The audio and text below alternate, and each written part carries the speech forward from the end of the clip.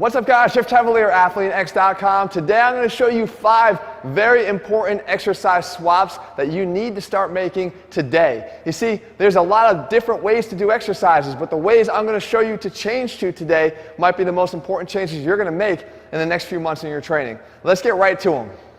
First up is the lat pull down. Now a lot of us resort to either the lat pull down or pull-ups because they're great back exercises. But there's one thing that's missing from these exercises, and we say it all the time here on this channel. If you want to look like an athlete, you've got to train like an athlete. Athletes train with their feet on the ground. These exercises don't provide you that opportunity. When I do the lat pull down, I'm sitting on my ass. When I'm doing the pull-up, another great exercise, yes, but I'm floating in the air. Could we train the lats with our feet on the ground? It actually is one of the most important things you can incorporate because the lats are a great transition muscle from your feet to your fingertips. It's a huge area of space they cover here, and we want to make sure that we're training them to translate power from the ground up. So we could do it here with a one-arm cable pull down. You can see that I don't not only hit the lats great here, but I have the advantage of getting a really good stretch because I can rotate into each repetition. And beyond that, I'm getting a great stretch on the lats because anatomically we know if we can get our arm out in front of us, it's going to allow us to get a better stretch. At the same time, as I said, we're on our feet, so we can use our feet to drive and produce more power from the ground up. It's a better way to train your back, and it's something you're going to want to start doing now. On the same note, different muscle group, we have our shoulders in a dumbbell press. And a lot of us, we get the dumbbells, we sit right down on the bench, and we start pressing away. But what we're doing is we're driving ourselves back into the upright portion of the bench, trying to push as hard as we can, and it's not helping us. As a matter of fact, what it's doing is it's disrupting the press. Because when we drive our shoulder blades back into the bench, we're sort of interfering with that normal rhythm of the shoulder blade to rotate up as you press. And here it's causing a disruption of how you're normally going to press overhead. So we can free ourselves of that and make it a better exercise in the process, and we can have an added benefit. Clean the damn dumbbells off the floor and then press them from a standing position. Again, at any opportunity you can, you want to train like an athlete, you want to train on your feet. Speaking of your feet, we're going to go a little bit higher right to our legs and hit the back squat versus the front squat. You're going to want to swap out the back squat for the front squat. Now, I love the back squat. It's a great exercise, but here's the truth.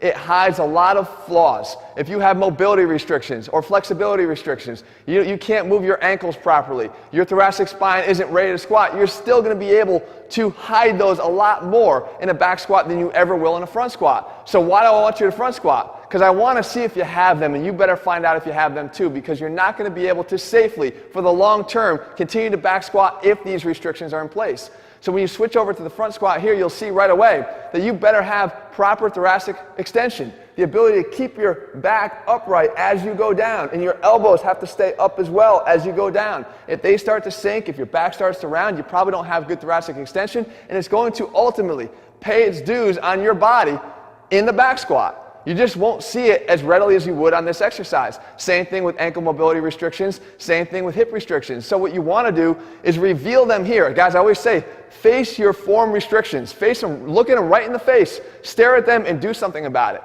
Once you do, and you address those, it is then a good idea to get yourself back into back squatting, but only if you know you can do it safely. Next up, one of my favorites, you know, I always kind of pick on this, but there's a reason for it, the dumbbell fly.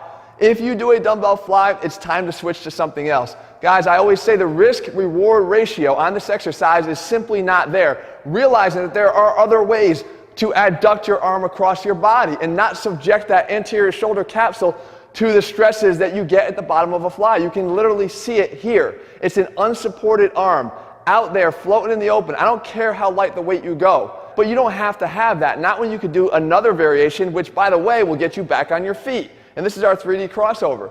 Here you can see, I need a cable machine, yes, but you could do this with a band too if you don't have access to one. The key is you're getting the all-important adduction, not just to midline, but across midline. And you're getting that contraction of the chest, but you're getting it without the overstretch to the anterior shoulder capsule. You're not risking that damage to your shoulder long term. And at the same time, as I said, you're on your feet, developing power from the ground up and allowing, because of that, your abs to work with your upper body, which, by the way, is how they want to work. So this is a far less restricted, far more functional version of an exercise that is far too risky, I think, for especially the athlete who's trying to protect their arm, their body, which is their #1 asset when they attack the field.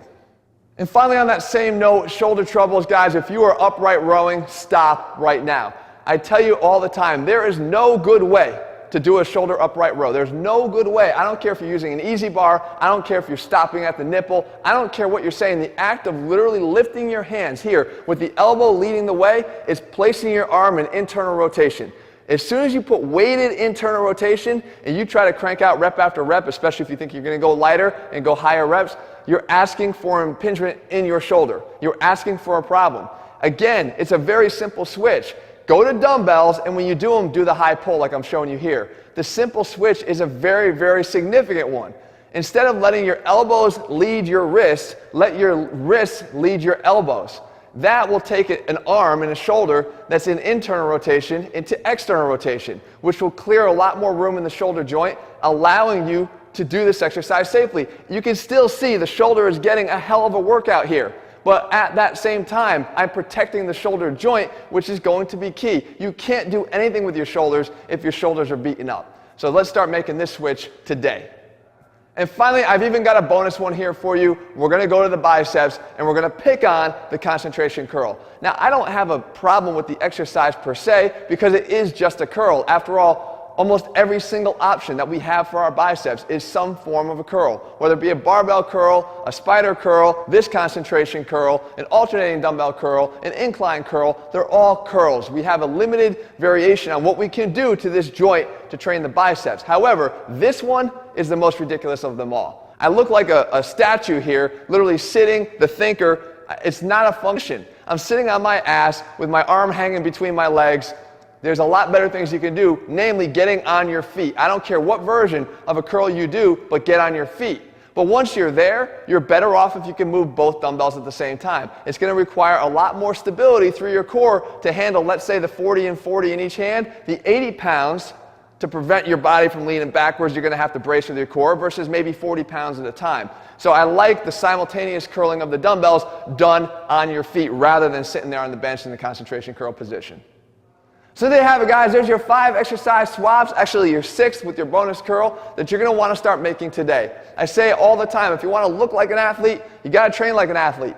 Getting yourself on your feet at every opportunity is an athletic change to your workout. And not just that, you're going to get more from it. The sooner you can allow muscles to work together that actually prefer to work together without compromising the effectiveness of the exercise. Not one of those is a compromise on the effectiveness of the exercise, but it's an improvement on the longevity that the exercise will promise you and your body if you swap to them and start using them. If you're looking for a program that puts the science back in strength, as a physical therapist, all of this matters to me. It's not just about telling you what exercises to do. It's about telling you why I think they're the best and then showing you how to put them all together. We do that for you in our ATHLEAN-X training systems. You can find them over at athleanx.com. Click on the link below this to find the one that's matched up best to your current goals.